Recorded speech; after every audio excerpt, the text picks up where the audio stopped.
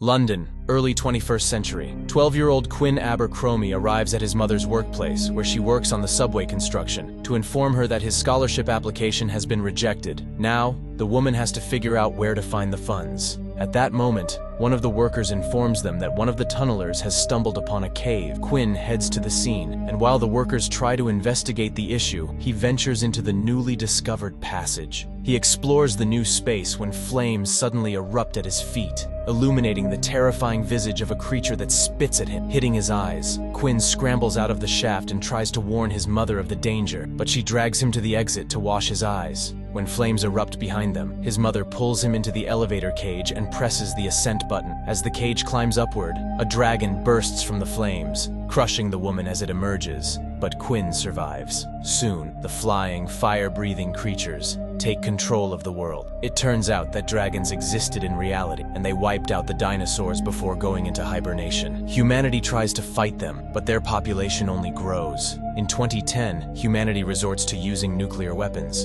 but it only hastens the dreadful end. By 2020, Earth lies in ruins, and the few remaining survivors live in a medieval-like existence, devoid of the comforts of civilization. A grown-up Quinn is now the leader of a small group of survivors in England. They take refuge in a small castle in Northumberland, trying to avoid direct confrontation with the dragons. However, the dragons constantly attack, and the human population dwindles. One day, Quinn's assistant reports that one of their group members, Eddie, and his children intend to go in search of a harvest. Quinn tries to persuade the recklessness of the plan, emphasizing that it's not the right time as the dragons are active and the harvest isn't fully ripe, which means there won't be seeds for the next planting. But Eddie is aggressive and refuses to accept that others are living under similar conditions. Quinn stops him, taking away the keys to the vehicle. In the evening, Quinn and his friend Creedy put on a performance for the children based on Old English legends, and then they all pray. The children repeat the words containing instructions for actions in case of dragon sightings, and everyone settles down for the night, unaware that Eddie has indeed embarked on his expedition. He gathers 4 adult children and goes to the vegetable plantations. People rush for fresh produce while an alarm is raised at the fortress.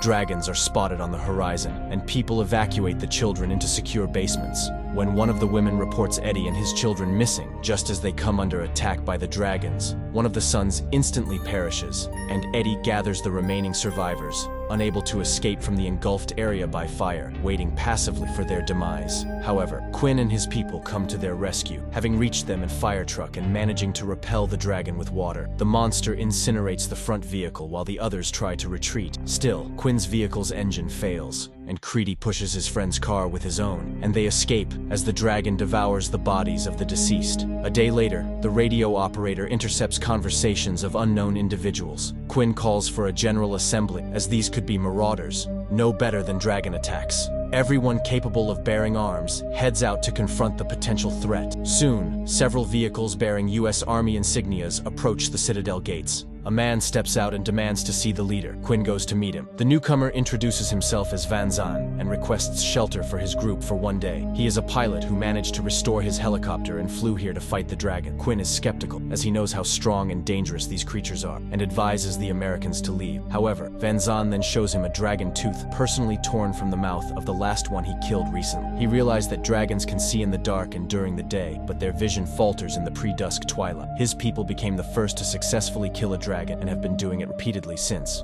Quinn allows the newcomers to enter their fortress, which doesn't sit well with Creedy. But in the midst of their argument, a real helicopter flies overhead, something they haven't seen in 20 years, which convinces them of Van Zan's credibility. The girl pilot, Alex, reports that there are no dragons in the vicinity, and they can rest for now. Her companions are archangels, and their lifespan is only 17 seconds after jumping from the helicopter. They fight the enemy using nets, throwing them onto the dragon. Later, Quinn introduces Alex to Jared, the child he found in one of the villages when he was very young. The girl is impressed, as few people care for others nowadays. At that moment, a signal arrives indicating the approach of a dragon. Van Zan declares combat readiness. His people take their positions in the vehicles, and Alex takes to the sky in the helicopter. But for safety, she requires the readings of beacons that one of the fighters needs to set up. A guy on a motorcycle is dispatched to carry out the order and activates 2 beacons, while Van Zan instructs the net throwers not to deploy their parachutes until they are sure the creature is on the ground. But then the guy with the beacons perishes. unable to install the last device in time. Quinn sees this and, jumping on a horse, races into the mountains just as the dragon approaches the helicopter very closely. The Archangels leap out and rapidly descend to the ground. The dragon chases after them, and the guys release nets, knocking the dragon off course.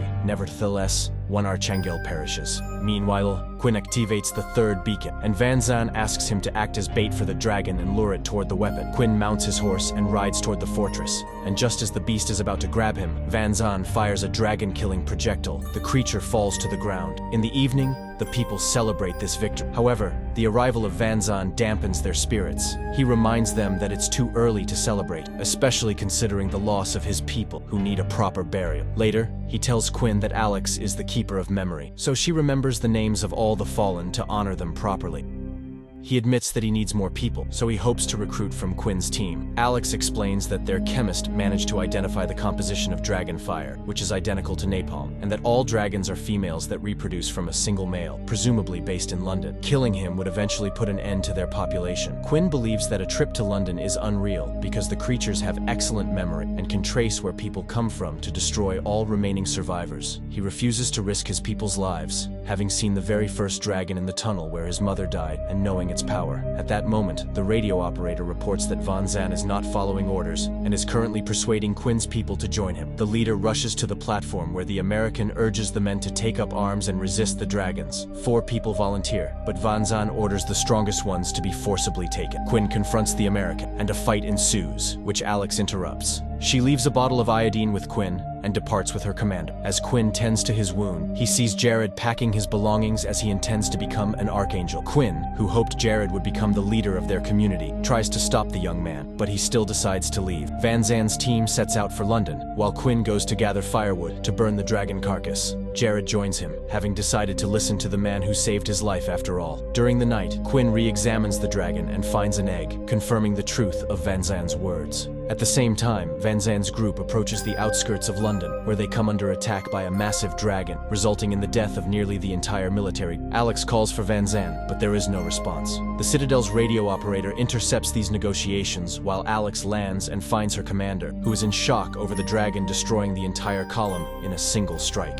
Meanwhile, the dragon flies towards the location where Van Zan's group came from and attacks Quinn's fortress. Quinn orders the children to hide in a shelter equipped with a fire suppression system. They manage to evacuate almost everyone when the dragon releases a powerful blast. Creedy manages to close the metal doors behind Quinn but perishes in the flames. To calm the screaming, frightened children, the leader recalls the words of their constant prayer for salvation from dragons. Later, Quinn hears banging and rushes to the door in the hope that Creedy survived, but instead he finds Van Zan and Alex, who have returned to the Citadel. Van Zan gathers all the remaining weapons because now Quinn insists on the dragon's destruction. They need to reach London at twilight, so they will use a helicopter for the journey. Van Zan leaves Jared in charge, and the trio takes off. Upon arrival, the people are horrified by the number of creatures and witness a male dragon devouring its own kind. It appears that they lack food, making the creatures even more dangerous. Quinn suggests approaching the lair through underground tunnels. They head underground, clearing the passages ahead with gunfire. Van Zan gives Quinn special bolts equipped with powerful charges capable of killing a dragon. To do this, they need to wait for the moment when the monster breathes fire, as that's when its chest is vulnerable. The problem is that these bolts have a range of only 15 meters, so the one who attempts this task is often killed. The group emerges from the tunnels and engages in a deadly battle with the male dragon. Van Zan intends to climb a tall chimney and asks Alex to lure the dragon away while Quinn waits for the monster on the ground. The team splits up to execute the plan. However, upon reaching the designated location, Quinn discovers that he has lost the bolts.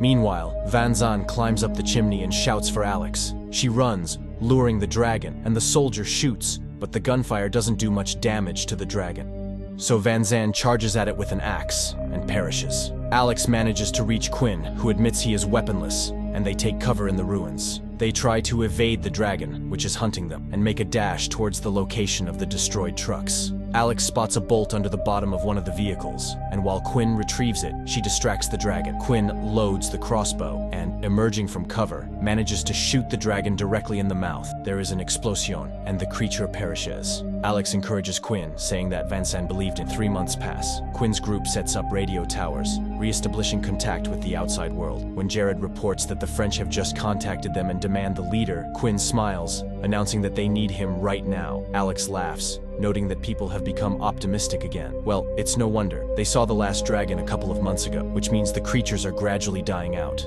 and soon humans will once again become the masters of the filmmakers worldwide compete, trying to come up with some original scenario for the end of humanity. Many reasons have been suggested, from religious apocalypse to nuclear warfare, and here's a fresh idea. At that time, the demise of civilization due to a dragon invasion coupled with an excellent cast. The movie turned out to be quite solid, although it is almost forgotten today.